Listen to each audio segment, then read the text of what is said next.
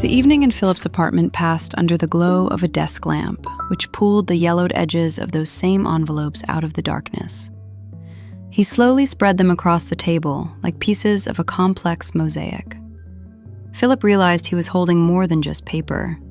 He held frozen time, words that could have changed the course of 2 lives if only a mailman hadn't missed a door, or if the sender had been a bit more persistent 50 years ago. Each letter had been carefully opened with a professional restorer's knife. Philip read the lines written by a young, hopeful Victor. They contain not just infatuation, but a deep kinship of souls that does not fade with separation. The young man described his dreams of building great structures and how, in each of those buildings, he saw a room for Eleanor. Most surprising was the final letter, which contained a dried flower, the very alpine violet that symbolizes devotion. Philip understood that simply returning these letters now would be too easy. These lines needed to resonate in the silence of their new meeting, becoming a bridge over a half-century-long abyss. He was preparing a moment of truth for his grandfather and his newly found companion, knowing that his role as a mediator of fate was reaching its logical conclusion. At their next meeting in Eleanor's home, an atmosphere of trembling anticipation filled the air. An old pendulum clock ticked away the seconds, which now seemed especially precious to both of them. Victor had brought along an old portfolio of sketches, while Eleanor had prepared that very same tea whose aroma once accompanied their long walks along the promenade of their youth. At a certain moment, as the sun began to dip toward the horizon, painting the living room in crimson hues, Philip carefully placed the stack of letters on the table before them. The air in the room seemed to thicken. Eleanor touched the familiar handwriting with her fingers, and for a second, time froze in her eyes. She recognized the stamp, the ink stains on the margins, the very signs of affection she had waited for through long months in her new foreign city, but had never received. It became clear why their paths had diverged.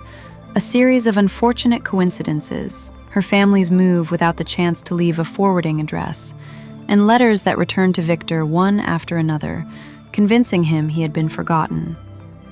Reading these lines now, in the sunset of their lives, they felt no bitterness. On the contrary, a warm sense of closure spread through the room. The mystery that had troubled their souls for all these decades finally found its answer. It wasn't a betrayal or a fading of feelings. It was merely a whim of chance, which they could now, having joined their wisdom, forgive the past for. The process of uniting 2 lives, each overgrown with 50 years of memories, resembled the careful restoration of an ancient temple. Victor gradually moved his books and drafting tools into Eleanor's house. There was something magical in seeing his heavy tweed jackets hanging in the wardrobe next to her light silk dresses, and his favorite sturdy mug standing on the kitchen shelf beside her delicate porcelain. They learned anew how to share life, discovering traits in each other that had survived since youth, as well as the new qualities gifted by long years spent with other people. Victor noticed with surprise that Eleanor still bit her lip when lost in deep thought, while she found comfort in his habit of whistling old jazz tunes in the morning.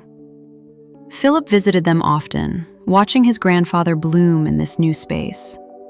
The house, which had once seemed too spacious and quiet to Eleanor, became filled with the sounds of a living presence. They did not try to erase the memory of their late spouses. Photographs from years past remained in their places, becoming part of a shared, now vast, family history. It was not the replacement of one love with another, but an expansion of the heart, capable of holding both the bright sorrow of the past and the quiet joy of the present.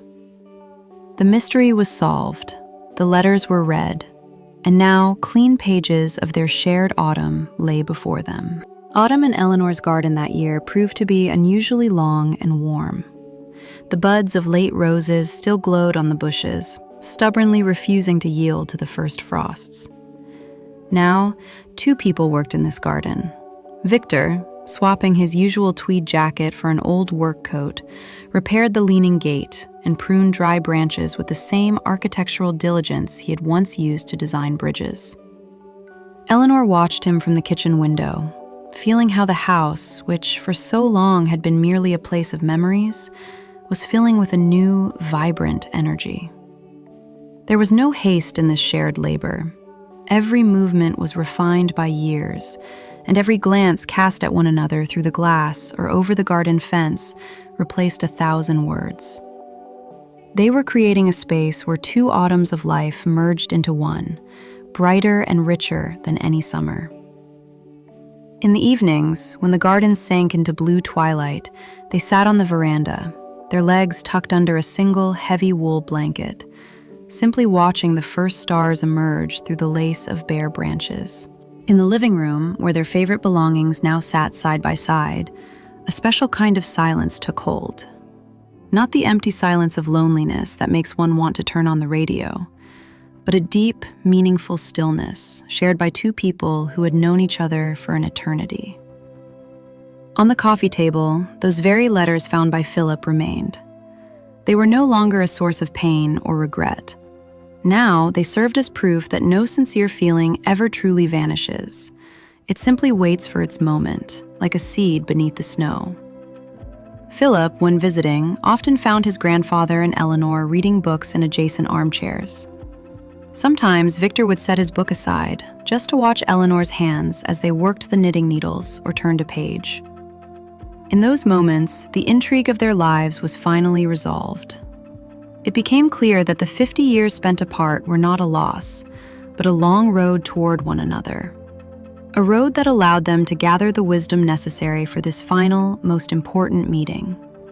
They had learned to value a single moment above eternity, and the quiet sigh above loud vows. The finale of their story was not an end. It was a triumph of life over time. On one of the last days of November, as the first snow fell softly onto the dry leaves of the garden, Victor and Eleanor stood by the window, gazing at the white silence covering the world. The moral of their journey was simple and majestic. True love knows no age and does not obey the linear passing of time. It exists beyond the categories of late or soon. Fate, which had once separated them through a ridiculous accident, showed its ultimate mercy by granting them this sunset hour, which proved to be brighter than the midday sun. They had proven that the human heart is capable of regeneration, and that hope is not an illusion, but a compass that will eventually lead one to the right shore. Philip, watching them from afar, understood that this story would become the central legend of their family. It would be passed down to grandchildren as a reminder that one should never close the book of their life too early, for the most beautiful chapter might be written on the very last pages. In the rays of the setting sun reflecting off the snow, their silhouettes merged into one. A symbol that at the end of the road, each of us can find what we thought was lost forever, if only we keep within our soul the light of that very first, long unsent letter.